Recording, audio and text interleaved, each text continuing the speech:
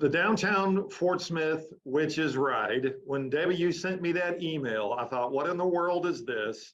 So I thought, we have got to get you guys on to talk about this. So explain the concept for those who may not know what this type of event is all about.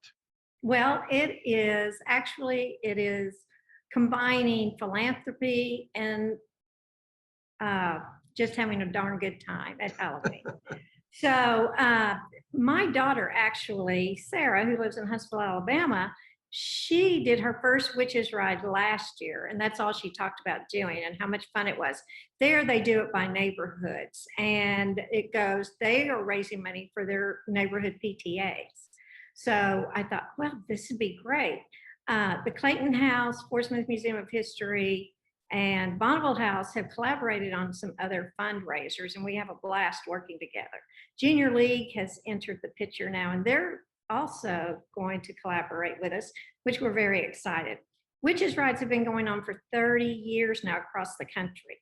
They're in Tennessee, they're in Alabama, Mississippi, Florida. Actually, the first one was in Florida. Seaside, Florida was where it started. And they raised money for hurricane relief at that time. And isn't that right?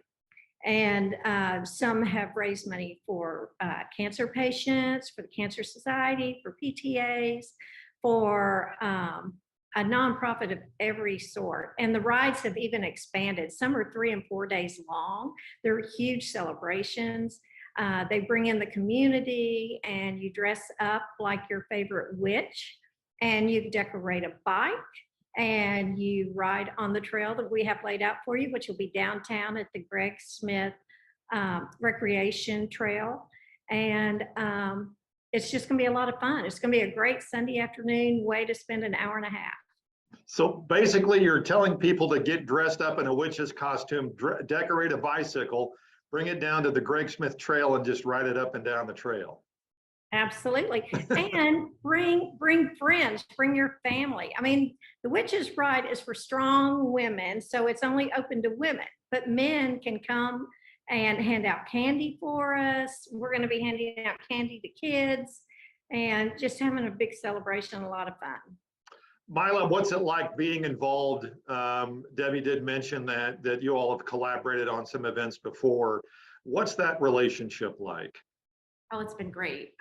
Collaborating with Debbie and with Caroline over at the Fort Smith Museum of History. We have very similar missions in that we are, trying to educate people about the historical offerings here in Fort Smith. And we all three our businesses reside in historical buildings as well. And so our funds primarily go for the preservation and promotion of our buildings. Now, of course, we've brought in for this one, for the Witches Ride, we've brought in Junior League of Fort Smith, and their mission is a little different than ours. Of course, they are helping children in foster care. And but what we have in common is that all 4 of these organizations were founded by and are run by strong women trying to make a difference in their community. How are things at the Clayton House? They are great. We are painting, and we're getting new HVAC equipment. So these fundraisers are really important to us right now. That's where I was going, because I know that takes a lot of money to do, and having these fundraisers really does help out. It does. And I did want to just add on really quickly. We're calling it a Witches Ride, but walkers are welcome. Yes. So you don't have to have a bike, and you can decorate your bike when you get to the parking lot if you don't want to decorate it in advance. And it's going to be sort of a parade. So kids can line up along the parade route, and we'll be handing out candy. And it should just be a fun-filled day of whimsy and philanthropy. That's right. Debbie, how do people get signed up for this? I'm going to turn that over to Mila, because she said all that. Okay. We actually have a Facebook page, which is Downtown Fort Smith Witches Ride, and there's a link in there to the event, and it is on Eventbrite, and that's the easiest way. And it's $25 to register, and with that you get a T-shirt, and we're also asking you to bring a bag of candy, and we'll have some of the witches, and we probably will have some warlocks and goblins handing out candy along the route. Debbie, I will ask you this. I got on Facebook and looked at the Facebook page for the Bonneville House. There's a lot of pictures of a lot of people taking pictures out in front of the Bonneville House? How are things going there?